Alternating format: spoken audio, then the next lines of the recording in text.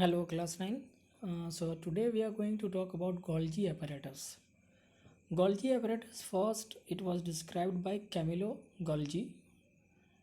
It consists of system of membrane bound vesicles, flattened sacs होते हैं, sacs कहते हैं बैग लाइक स्ट्रक्चर को, which is arranged approximately parallel to each other, है ना, in stacks called cisterns. यानी वो कहते हैं ना, एक तख्ते के ऊपर दूसरा तख्ता अगर रखा हो या एक बुक के ऊपर दूसरा बुक रखा हो तो हर बुक एक सिस्टर्न कहलाएगा। और वो स्टैक आप समझते हैं, एक के ऊपर दूसरा कुछ रखा हुआ हो तो उसको स्टैक कहते हैं।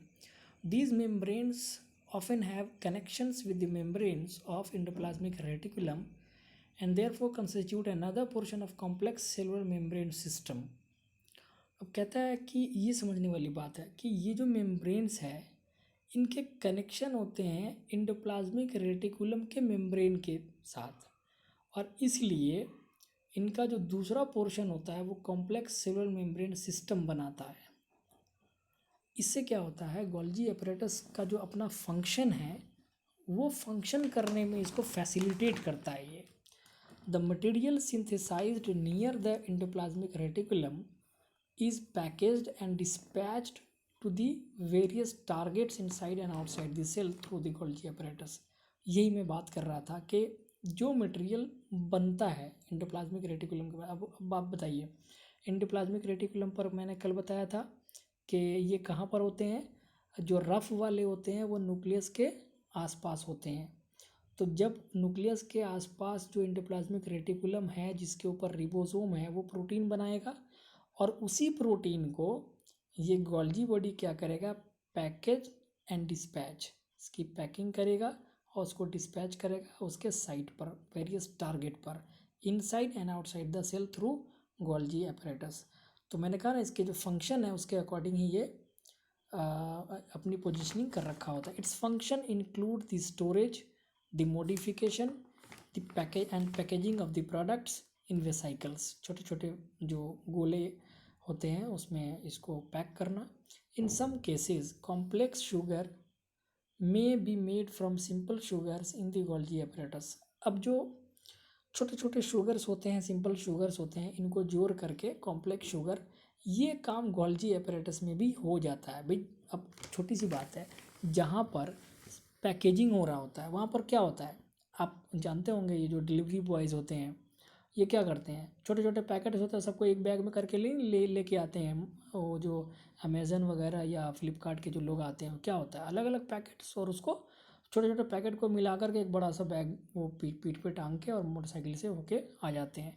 तो जहाँ पैकेजिंग हो रही है वहाँ पर सिंपल सिंपल शुगर्स को क्या करेगा, मिला करके कॉम्प्लेक्स शुगर बना करके और ट्रांसपोर्ट कर देगा। The Golgi apparatus is also involve in the formation of lysosome. अब आप लाइजोसोम जब आप पढ़ेंगे तो उसमें इस बात का पूरा खुलासा होगा। गोल्जी apparatus जो है वो लाइजोसोम के फॉर्मेशन में भी इन्वॉल्व होते हैं। तो ये एक बड़ा इम्पॉर्टेंट इंफॉर्मेशन है। फिगर नंबर 5.2.5, 5.2.5 ये कहाँ पर है,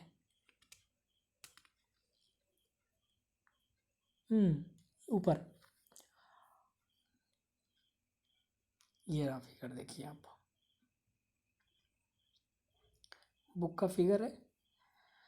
इसमें आप देखिए एंडोप्लाज्मिक रेटिकुलम न्यूक्लियस के आसपास है, क्लोरोप्लास्ट है, गोल्जी apparatus देख रहे हैं न्यूक्लियस के ही आसपास घूम रहा है। क्यों?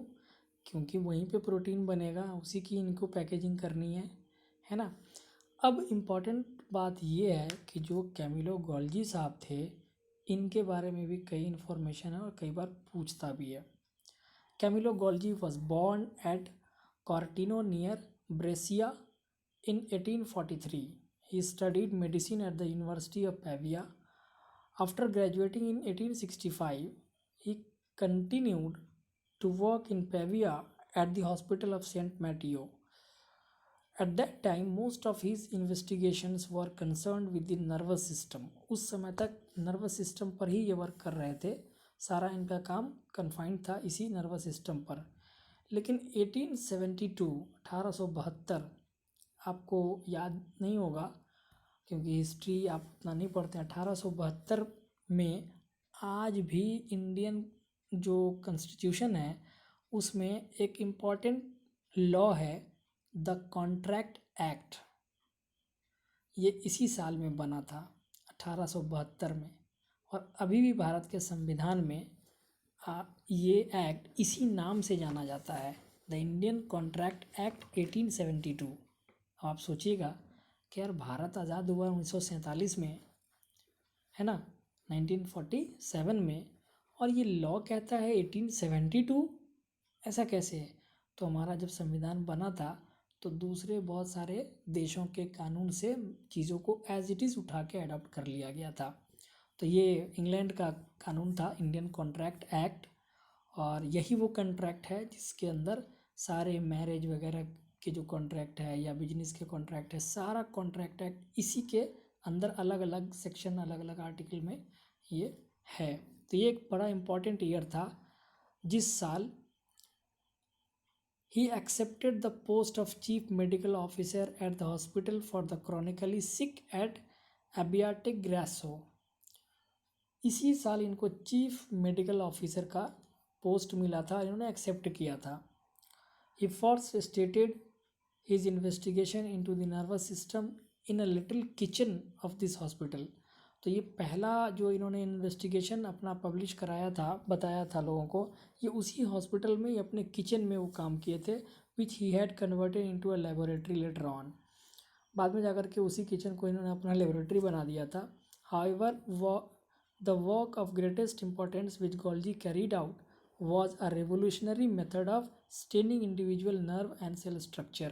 ये स्टेनिंग का जो मामला है, जब हम लोग स्लाइड बनाते हैं, हम लोग अब जब हम स्कूल खुलेगा तो हम आपको दिखाएंगे लैब में कि जब हम टेम्पररी स्लाइड्स बनाते हैं तो हम क्या करते हैं ना कि जो भी सैंपल हम लेते हैं उस पर हम थोड़ा सा ग्लिसरीन वगैरह या बहुत सारे माउंट आते हैं और स्टेन आते हैं, वो हम कलर्ड डाई होता है वो एक्चुअल में, वो हम डाल देते हैं, और डालने के बाद छोटी सी जो स्लाइड होती है, स्टेन स्लाइड बोलते हैं उसको, उसके ऊपर डालते हैं तो चीज़ें काफ़ी क्लियर नज़र आती है और डिस्टिंग्विश करने में बहुत आसानी होती है। जैसे आप देखे होंगे कि ऑनियन पील का हम लोग एग्जांपल लेते हैं और उसको करते हैं तो हम पिंक कलर का एक डाई उसमें यूज़ करते हैं, सफ़रानीन वगैरह यूज़ करते हैं।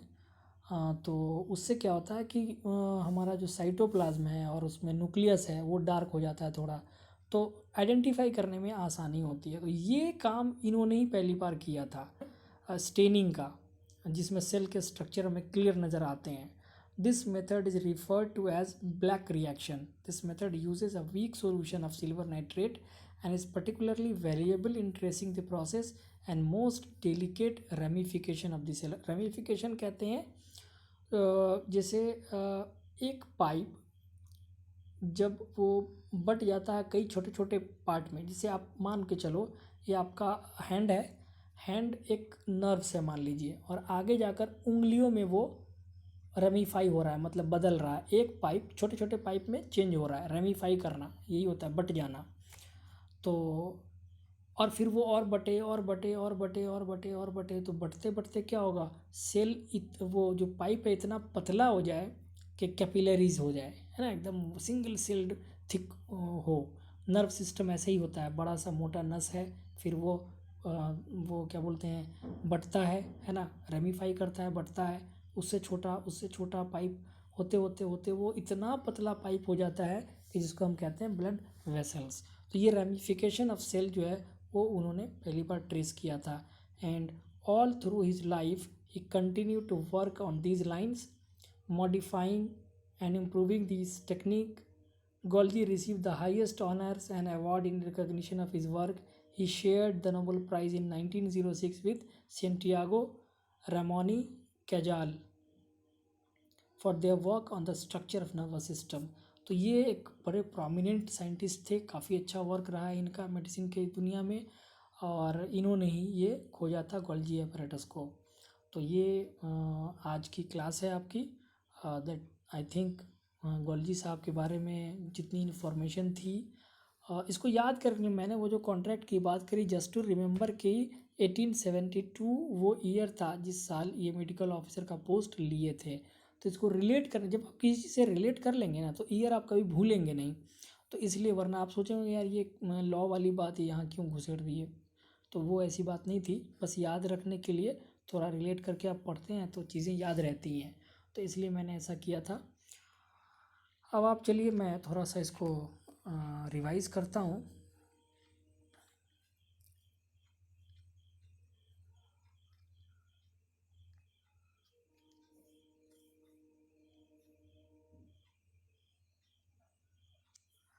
हम्म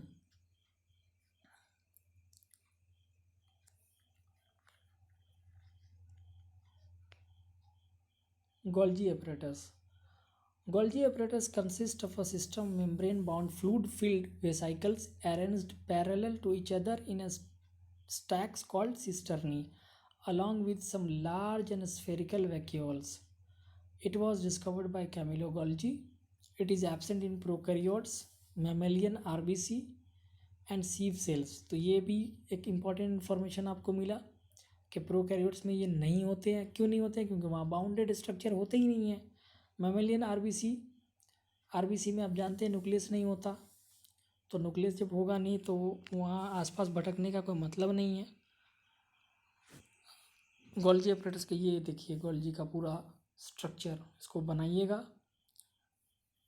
ट्रांसपोर्ट के टाइम में देखिए इनकमिंग ट्रांसपोर्ट वेसाइकल्स है छोटे छोटे, ल्यूमेन कहते हैं, बीच में जो खाली जगह है वो सिस्टर्नी का फेस, सिस फेस कहलाता है। इनकमिंग ट्रांसपोर्ट वेसाइकल सिस्टर्नी जो अंदर को आएगा, एक बार इन कर गया तो ये अंदर में उसको पकड़ के रखता है, और नया जो फॉर्म करता है वेसाइकल्स वो आउटगोइंग ट्रांसपोर्ट वेसाइकल्स देखिए सब निकल के बाहर जाएगा। तो उसके फंक्शन को आप एक बार और देखते हैं। Golgi apparatus का function, its function include the storage, modification, packaging, secretion of products in vesicles. ये तो हमने एनसीईआरटी बुक में ही देख लिया था। It involve the formation of lysosome, it is secretary in nature, हमेशा सिक्रीट करता है कुछ ना कुछ। It helps in melanin synthesis, melanin एक कंपाउंड है, बायोकेमिकल है, जिसके सिंथेसिस यानी इसके फॉर्मेशन में हेल्प करता है। It involves in the synthesis of cell wall, cell membrane also. तो ये इम्पॉर्टेंट बात थी। उसके बाद हम लोग कल देखेंगे माइटोकॉन्ड्रिया और लाइसोसोम्स को, ठीक है। तो तब तक आप जितने टर्म्स थे इनको पढ़िए, नोट्स बनाइए और होमवर्क कीजिए। कल मिलेगा। Thank you.